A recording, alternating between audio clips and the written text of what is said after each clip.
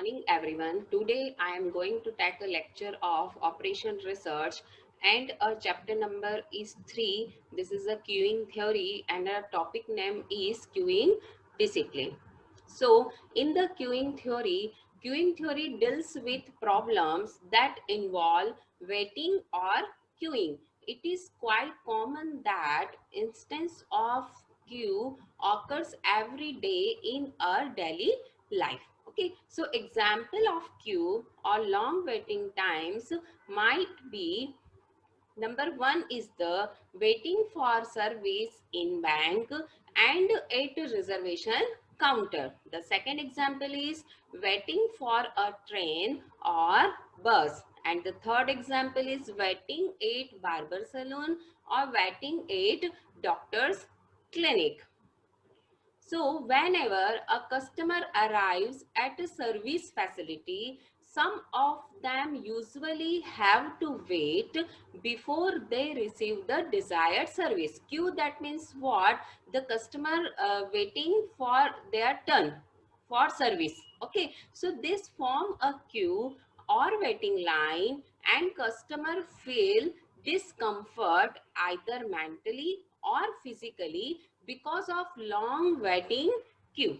Okay, so we infer that queues from because the service facilities are inadequate. Okay, so if service facility has increased, then the questions arise how much to increase. For example, how many buses would be needed to avoid queues? How many reservation counter would be needed to reduce the queue? Or increase in number of buses and reservation counter requires additional resources. Got it? So at the same time, cost due to customer dissatisfaction must also be considered. So in this queuing theory, we have some important symbols and notation. Number one is the small n. A small n, that means the total number of customers in the system, both waiting and in service. That means what?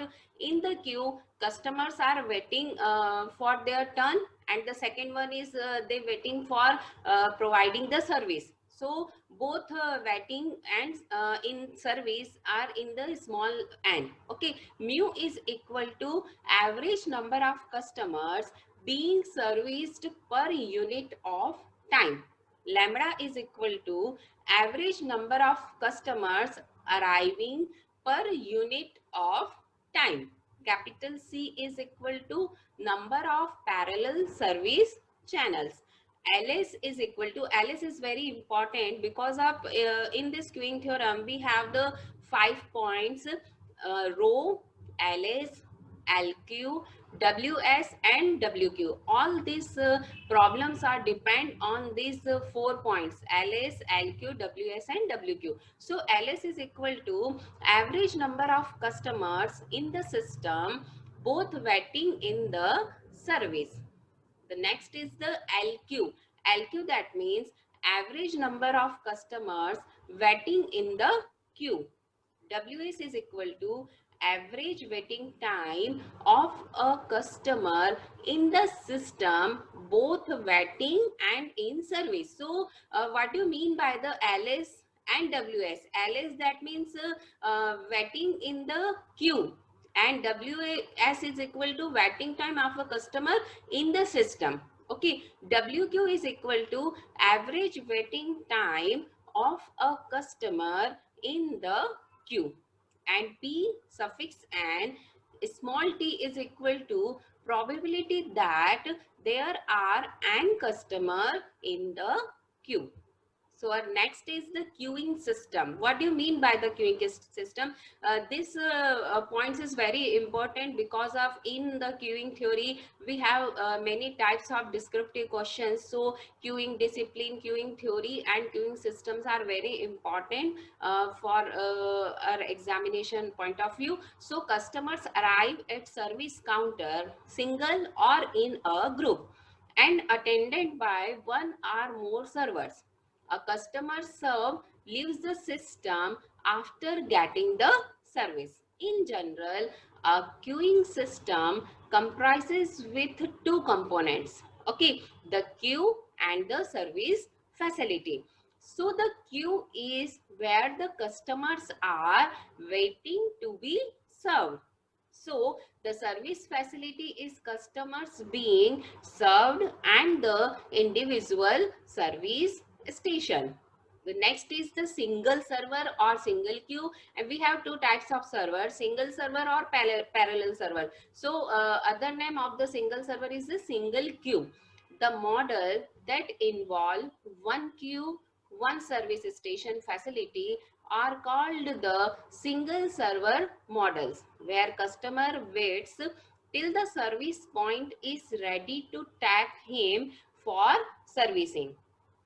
Students arriving at a library counter is an example of a single server facility. So see here the arrivals, queue, service facility and customer leave. That means what? Here there is a one queue and one service counter. That means we can say that the service facility. Okay, so next one is the several or parallel servers or single queue. In this type of model, there is more than one server and each server provides the same type of facility. The customers wait in a single queue until one of the service channel is ready to tag them in for servicing. So this is the diagram of the parallel server. We can say that the parallel or several servers, either here the arrivals one queue, but here is the many servers. That means here is the 5 servers and here the customer leaves. So this is the diagram of the service station. Okay, so next one is the characteristic of the queuing system. This is also very important point, the characteristic of the queuing system.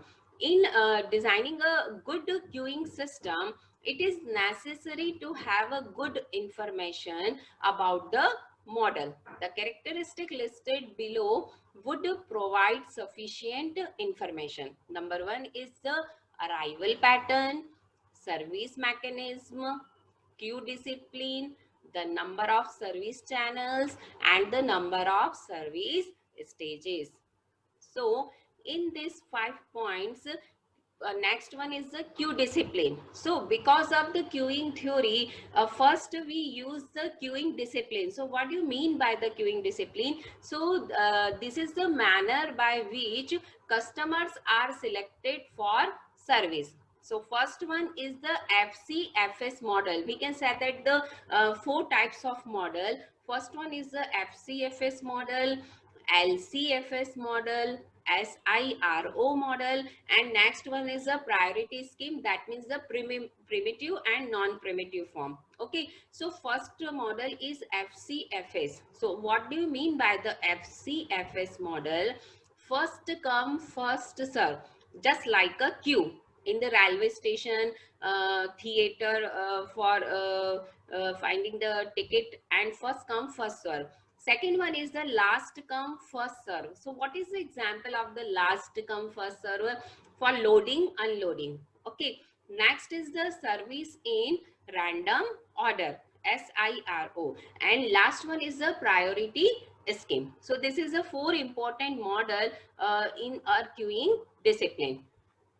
Some basic points are also included in this queuing discipline. First one is the customer, because without customer there is no queue in cinema hall or railway station. Okay, so customer, that means arrival, the arrival unit that requires some services to perform.